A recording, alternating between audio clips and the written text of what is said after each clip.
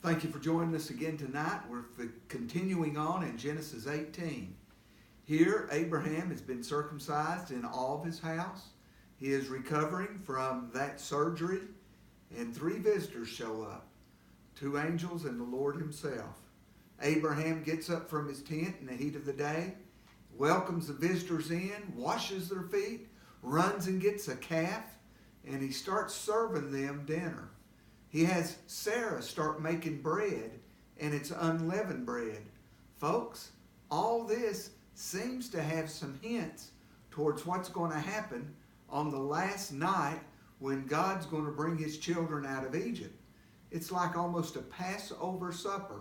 You've got unleavened bread. You've got angels present.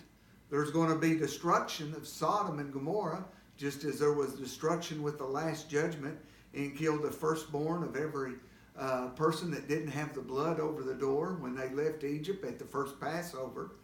You've got a meal that's being served, and he serves them milk and butter, which cannot be independent of their own. They have to come from existing life. And I believe it's basically a reflection of the land that's flowing. Instead of with honey and butter, this time it's with another byproduct of life, butter itself and milk instead of milk and honey. So here they are. They're eating their dinner, these angelic visitors, and the Lord is entertaining them, but he really doesn't know yet that they're from heaven.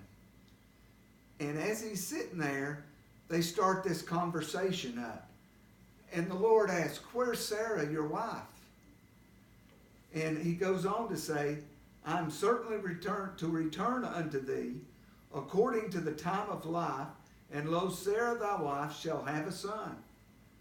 I believe when the Lord said this, Abraham realized that these weren't ordinary visitors, but they were visitors from heaven.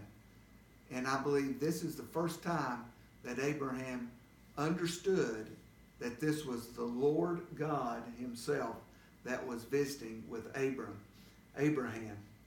And Sarah, in the meantime, was behind the tent door, and she was over listening. She was eavesdropping, so to say, on their conversation.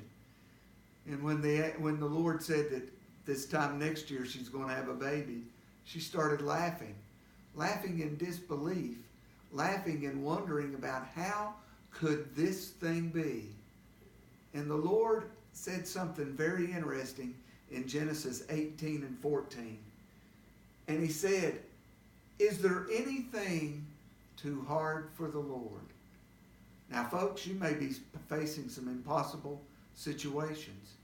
You may be facing things just like Abraham and Sarah. He was 99 years of age. She was 89. Her womb was already dead. She had ceased and already gone through menopause. And a lot of people say at about this time, she started having another period. Is there anything too hard for the Lord? You may be facing cancer. You may be facing financial problems. You may be facing situations legally with your kids or your parents. But I ask you today, is there anything too hard for the Lord? There is absolutely nothing too hard for the Lord. And the Lord corrected Sarah and asked Abraham, said, "Why is she laughing?"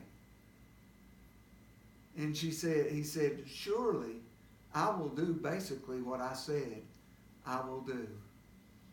Folks, the 2 points is, you never know when you're going to entertain angels unaware, as it says in Hebrews chapter 13, I believe in verse 2.